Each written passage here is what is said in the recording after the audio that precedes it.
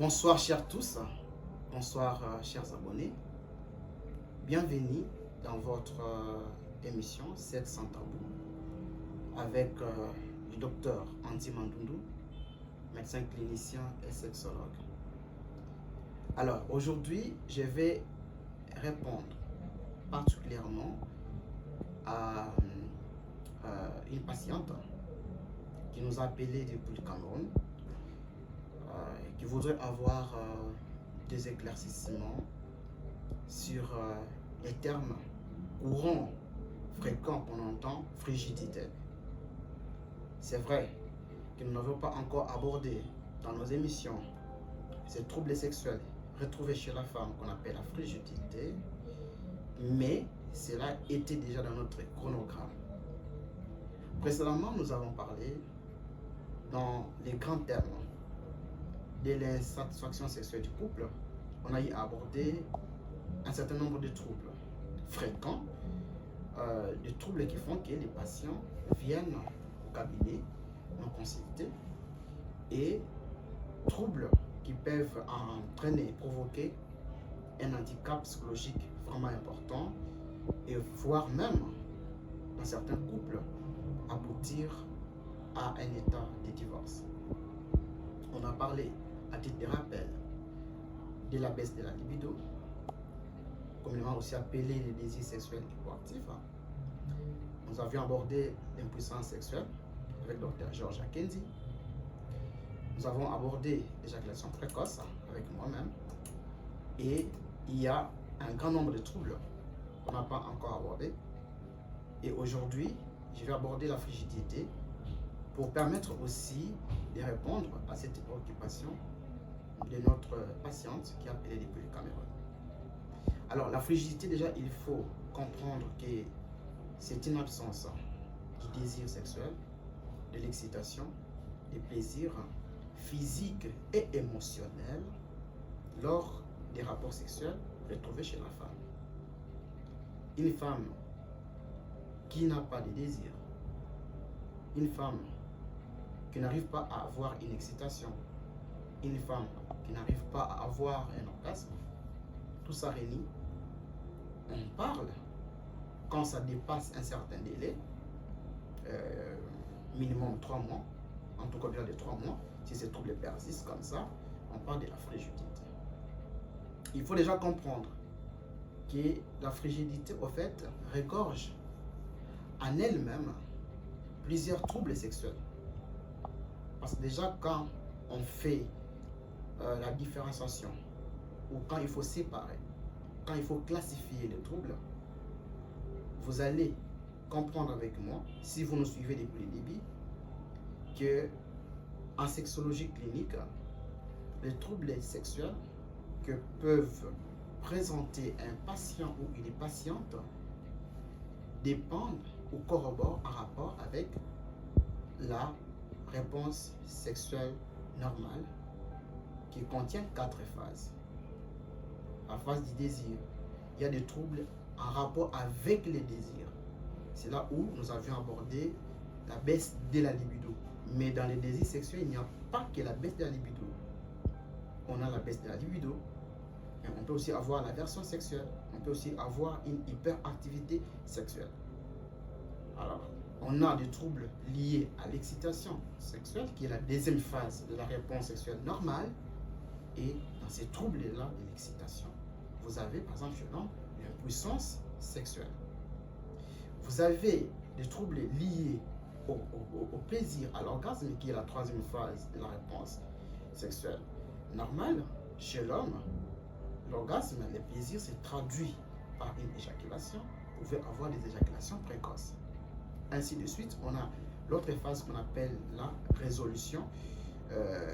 Et dans cette phase-là, les patients, par exemple, qui n'a pas, une dame qui n'a pas atteint l'orgasme, en fait, il ne va pas arriver à cette phase.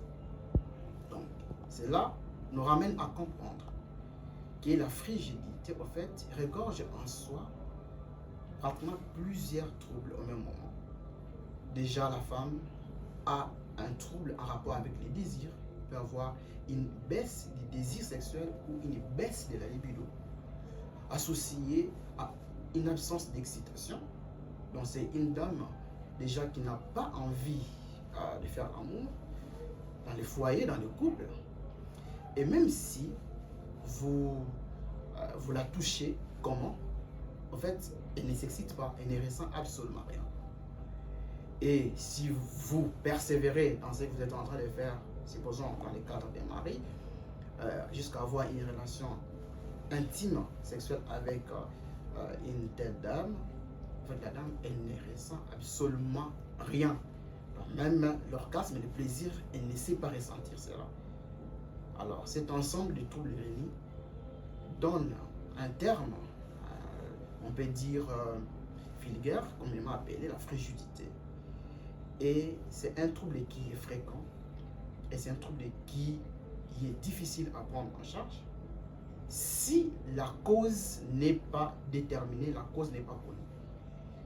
Il faut savoir que en médecine clinique normale, ou voire même en sexologie clinique, les principes de la prise en charge des patients reposent principalement sur l'identification des causes éventuelles probables des maux que présentent les patients ou la patiente. Donc, tant qu'on n'a pas découvert la cause véritable, la cause réelle du manque de désir, du manque d'excitation, du manque de plaisir, qui perdure pendant 3 mois chez une femme, on ne saura pas mettre au point un traitement adéquat pour venir au bout de ces problèmes. C'est là où il y a l'intérêt de consulter un médecin. Si vous me suivez, vous êtes une dame, vous avez constaté que depuis un certain temps, peut-être qu'il y a 3 mois, 4 mois, 5 mois, 6 mois, 1 année, 2 ans, vous êtes marié, vous êtes en couple, mais vous n'éprouvez plus du plaisir quand vous êtes avec votre partenaire.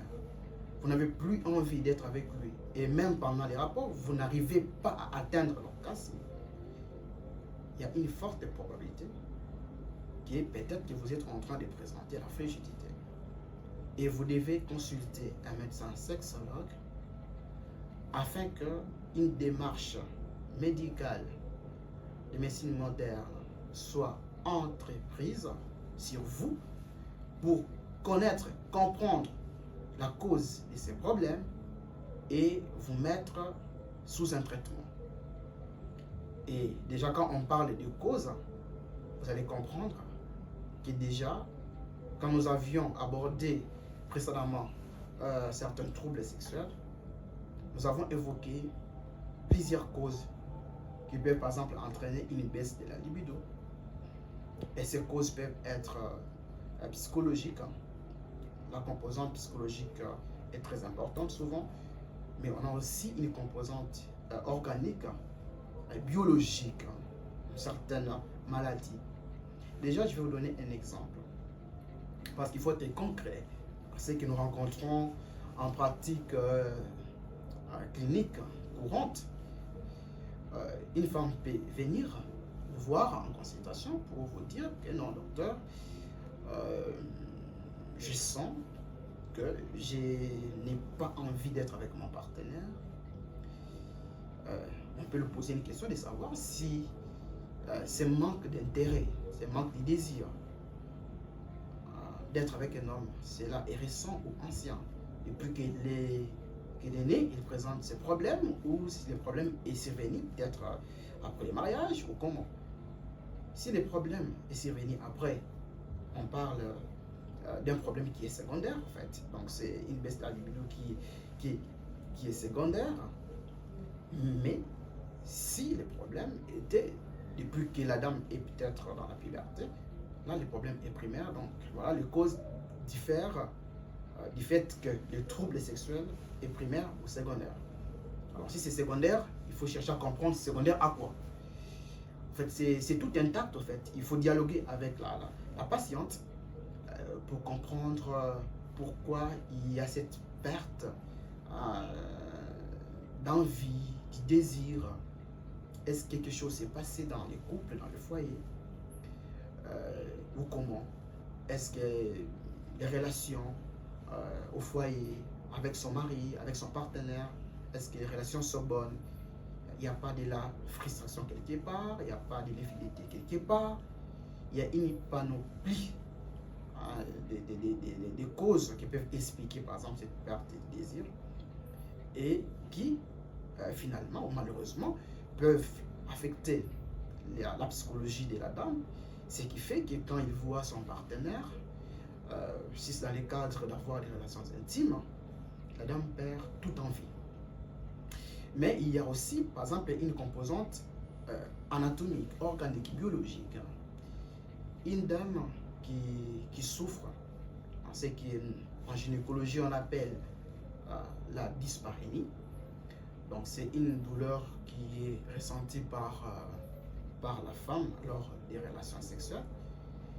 Cette douleur n'a rien à voir avec la taille du pénis, non, du partenaire. Mais pour tous les partenaires qu'il a eu à rencontrer, il a toujours mal lors d'une relation intime. On parle de la dysparénie, qui peut être au début, au milieu du rapport, ou voire même à la fin. Et cette dysparénie a des causes. Il y a des causes biologiques, une démarche biologique, des examens qui peuvent être demandés pour essayer de comprendre.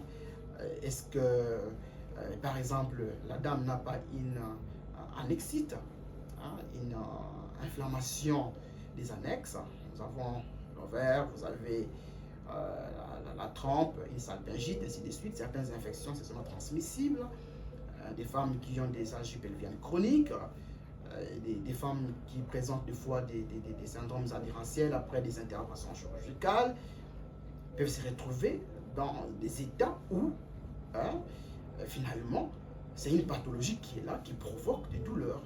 Des femmes qui ont des cervicites, des inflammations au niveau du col utérin, des cervicites chroniques, peut-être dont les germes en cause sont des infections sexuellement transmissibles qui n'ont pas été correctement soignées, diagnostiquées et soignées, peuvent se retrouver qu'à chaque rapport avec son homme, il a mal. Alors il fait déjà qu'une dame a déjà enregistré dans son cerveau que si je veux avec mon mari, j'aurai mal, karma, elle peut perdre les désirs et voire même la difficulté d'atteindre les plaisirs, l'orgasme. Parce que quand une personne a mal, elle ne peut pas atteindre les plaisirs. Vous comprenez un peu? Donc là, on est dans une situation d'un orgasme. La dame ne sait pas atteindre les plaisirs parce qu'elle a mal. Et cette dysparénie doit être diagnostiquée. Il faut comprendre pourquoi tu as mal. Voilà, c'était un peu un exemple d'une cause éventuelle, d'une baisse du désir sexuel chez la femme, cette dysparénie dont nous venons de parler, et elle se prend en charge. Vous avez intérêt à consulter et on va mener des enquêtes, des examens appropriés pour comprendre, découvrir la cause et vous mettre sous traitement et au même moment booster votre cerveau avec certaines techniques de sexothérapie, psychothérapie que nous utilisons afin que vous puissiez retrouver votre bien-être, votre sexualité normale. Ici s'achève notre vidéo. Merci beaucoup de votre patience. Merci de nous avoir suivis jusqu'à la fin. N'oubliez pas d'activer la cloche de notification. N'oubliez pas de vous abonner et n'oubliez surtout pas de partager la vidéo.